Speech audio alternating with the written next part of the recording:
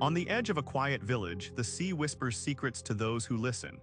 A large wooden ship glides through the mist, its tall white sails catching the breeze. This is no ordinary journey. It is a passage across time and ocean, unveiling the rich tapestry of long ago. Before the world took its modern shape, people gathered near rivers and coastlines. They had no cars or roads, yet they possessed something vital: water. It was their lifeline, a pathway to adventure. Who crafted the first boat remains a mystery, lost to time. But perhaps it began when someone noticed a log drifting downstream or watched as a child pushed a stick across a stream, setting the stage for a remarkable evolution. Over centuries, knowledge grew. People learned to shape wood, bind it, and navigate the waters with simple tools. The earliest boats were modest, small rafts and canoes meant for rivers and tranquil lakes. They ferried fish and food, carrying 1 or 2 souls across still waters. These humble vessels were only the beginning, setting humanity on a quest. Once the first explorers tasted the freedom of water, they yearned to go further. They gazed at the vast sea and pondered the mystery of what lay beyond the horizon. This insatiable curiosity sparked a journey that would lead from primitive boats to grand ships that would alter the tale of great ships unfolds in the ancient Mediterranean. Here, the Phoenicians emerged, crafting vessels unseen by the world. Residing along the coasts of modern-day Lebanon and Syria, they were fearless traders, mastering the sea with remarkable skill. Their ships boasted deep, curved hulls, designed to carry vast cargoes of glass, purple cloth, silver, and cedar wood.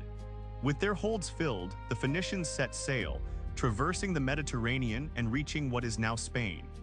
Some historians argue they circumnavigated Africa long before European explorers dared to follow. Their true greatness lay not just in their ships but in their courage.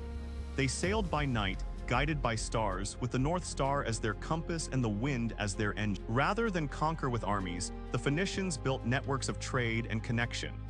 Their ships transported not only goods but ideas, languages, and even the alphabet that enables you to read these words today. The legacy of their voyages rippled through time, changing civilization forever. Following the Phoenicians, the ancient Greeks developed a different kind of vessel, the trireme. Long and slender, these ships were built for speed and warfare, featuring 3 rows of oars on each side. They became essential for defending city-states and engaging in battle. One of history's pivotal moments unfolded at the Battle of Salamis in 480 BC. The Persian king Xerxes unleashed a massive fleet against Greece. But the Greek triremes, agile and familiar with the narrow waters, outmaneuvered the larger Persian ships, securing victory and preserving a civilization that would shape the future with its philosophies and democratic. As centuries passed, the Romans rose to prominence. Initially land soldiers, they recognized the sea's strategic importance. They built fleets and engaged in the Punic Wars against Carthage, mastering naval power. Their ships transported soldiers, food, and supplies throughout the Mediterranean, which they proudly. Time marched on, empires rose and fell, until a new breed of sailors emerged from the icy north, the Vikings. Their longships, marvels of design, could navigate both shallow rivers and open seas. This versatility made them unique explorers, not just coastal navigators. The Vikings ventured westward across the North Atlantic, reaching Iceland and Greenland. Around the year 1000, Leif Erikson sailed even further, arriving at a land he named Vinland, believed to be part of North America. He and his crew became the first Europeans to set foot on this new world. Nearly 5 centuries. But the Vikings didn't stop there. They also journeyed east and south, navigating the rivers of Russia to reach Constantinople, trading and waging battles. Their stories traversed vast territories, all due to their ingenious ship, the Longship, which opened doors. Now history shifts to the late 1400s, a time of transformation. The Caravel, a new ship designed from Portugal and Spain, emerged. Small yet robust, it could sail against the wind, a feat older vessels struggled. In 1488, Bartolomeu Dias sailed around Africa's southern tip, now known as the Cape of Good Hope. This momentous discovery paved the way for ships to reach Asia's lucrative spice markets by sea. A new trade route emerged, promising wealth to those who dared. Then, in 1492, Christopher Columbus embarked on his westward journey from Spain, seeking a shortcut to Asia.